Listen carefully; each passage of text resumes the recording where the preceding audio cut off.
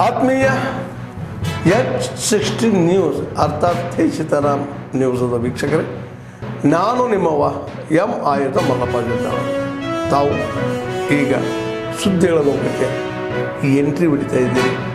ಈ ಸುದ್ದಿಗಳನ್ನು ಪ್ರತಿಯೊಂದು ನೋಡೋ ಜೊತೆಗೆ ನಿಮ್ಮ ಅಭಿಪ್ರಾಯಗಳನ್ನು ಹಂಚ್ತಾ ಇರಿ. ಯಾಕಂದರೆ ಈ ಸುದ್ದಿಗಳು ನಿಮಗಾಗಿ, ನಿಮ್ಮ ಬದುಕಿಗಾಗಿ, ನಿಮ್ಮ ವೈಚಾರಿಕೆಗಾಗಿ, ನಿಮ್ಮ ತಿಳುವಳಿಕೆಗಾಗಿಯೂ ನಿಮಗೂ ಗೊತ್ತು.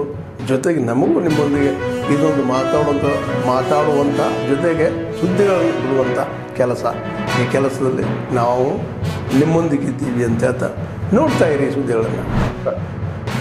ನಮಸ್ಕಾರ, ನಾನು Manjunath ಕನ್ನಮಡಿ, CPRO south western railway. ಕೆಲವೊಂದು ಸುದ್ದಿ ಮಾಧ್ಯಮಗಳಲ್ಲಿ ಬಂದಿರೋ ಹಾಗೆ ನೀವು ಕೇಳಿರ್ತೀರಿ, ಏನಂದರೆ ಮಹಾಕುಂಭಮೇಳ ಆಯೋಜನೆಗೊಂಡಿರ್ತಕ್ಕಂಥದ್ದು ಪ್ರಯಾಗರಾಜದಲ್ಲಿ.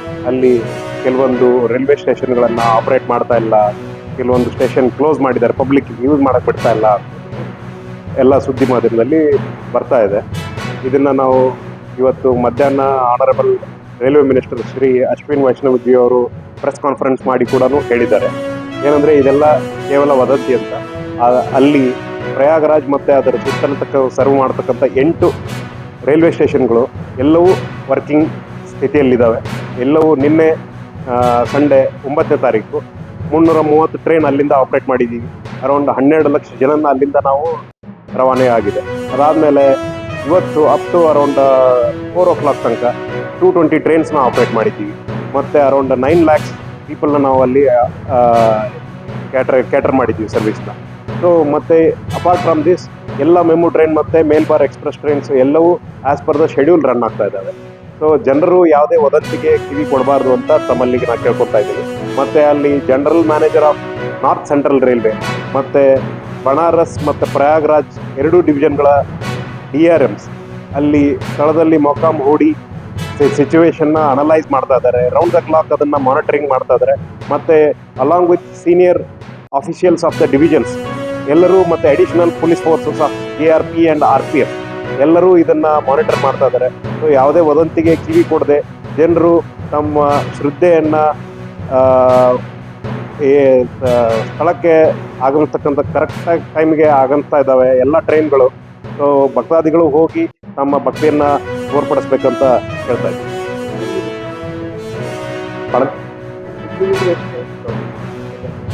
प्रेजेंटली ज्ञान ही नहीं तो क्या करेंगे? एक्चुअली इंडिया में मिलेट्स को प्रमोट करते हैं क्योंकि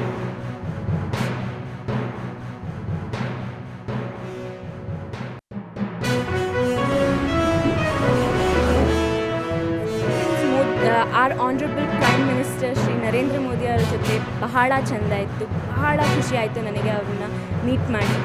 ಅಂದರೆ ಯಾರಿಗೆ ಸಿಕ್ಕದೆ ಇಂಥ ಒಳ್ಳೆಯ ಅನುಭವ, ಅಂದರೆ ಒಂದು ಕನಸು ನಿಜ ಆಗ್ತದಲ್ಲ ಆ ಥರ ಆಯಿತು ನನಗೆ. ಅವರನ್ನು ಭೇಟಿ ಮಾಡಿ ಅವ್ರ ಜೊತೆ ಇಂಟ್ರ್ಯಾಕ್ಟ್ ಮಾಡಿದ್ದು ಬಹಳ ಅಂದರೆ ಬಹಳ ಖುಷಿ ಆಯಿತು. ಅದು ಎಕ್ಸ್ಪ್ರೆಸ್ ಮಾಡಲಿಕ್ಕಾಗ್ತಿಲ್ಲ. ಮೊದಲು ನಾವು ಯಾವಾಗಲ್ಲಿ ಎಂಟರ್ ಆದ್ವೋ ಆಗ ಅವರು ನನಗೆ ಅನಿಸ್ತಾ ಇತ್ತು, ಅಯ್ಯೋ ಇವಾಗ ನಾನು ಹೇಗೆ ಮಾತಾಡೋದು, ನಂಗೆ ನರ್ವಸ್ನೆಸ್ ಆಗ್ತಾಯಿದೆ, ಆ ಥರ ಸ್ವಲ್ಪ ಆ್ಯಂಗ್ಸೈಟಿ ಫೀಲಿಂಗ್ ಆಗ್ತಾಯಿತ್ತು.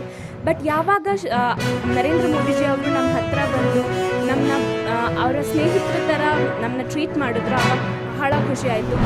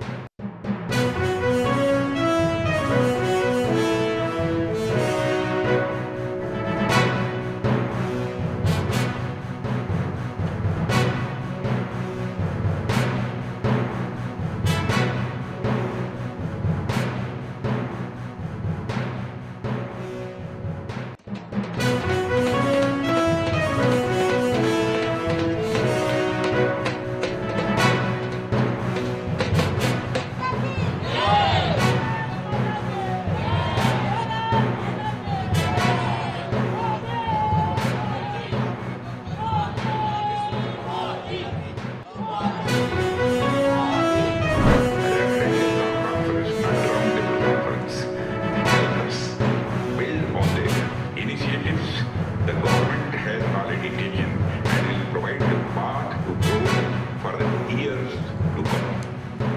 Friends, as you would be aware, we have taken numerous initiatives over the last few years. Under the visionary leadership of our Prime Minister, Sri Narendra Modi, to strengthen domestic defense manufacturing. It is going to be a major growth pillar for the Indian economy as we chart the path of fastest growing major economy of the world. And we are speeding up to become the third largest economy of the world.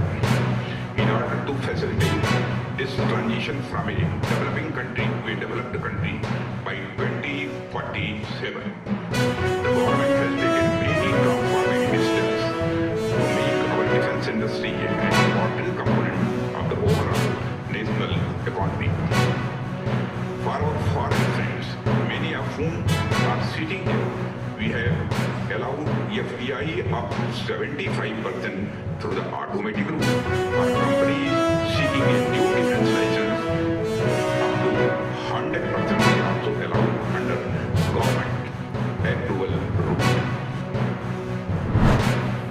ಆತ್ಮೀಯರೇ, ಎಲ್ಲ ಸುದ್ದಿಗಳನ್ನು ನೋಡಿದ್ರಲ್ಲ, ಏನು ಅನ್ನಿಸ್ತು ನಿಮಗೆ? ಇದರಲ್ಲೇ ನಿಮ್ಗೆ like ಆಗಿರ್ಬೋದು, ಡಿಸ್ಲೈಕು ಆಗಿರ್ಬೋದು, ಕಾಮೆಂಟ್ ಬೇಡಪ್ಪ ಅಂತ ಅನಿಸಿರ್ಬೋದು, ಕಾಮೆಂಟ್ ಮಾಡಬೇಕಪ್ಪ ಅನಿಸ್ಬೋದು, ಶೇರ್ ಮಾಡಬಾರ್ದಪ್ಪ ಅನಿಸಿರ್ಬೋದು, ಅಥವಾ ಮಾಡಬೇಕು ಅನಿಸಿರ್ಬೋದು.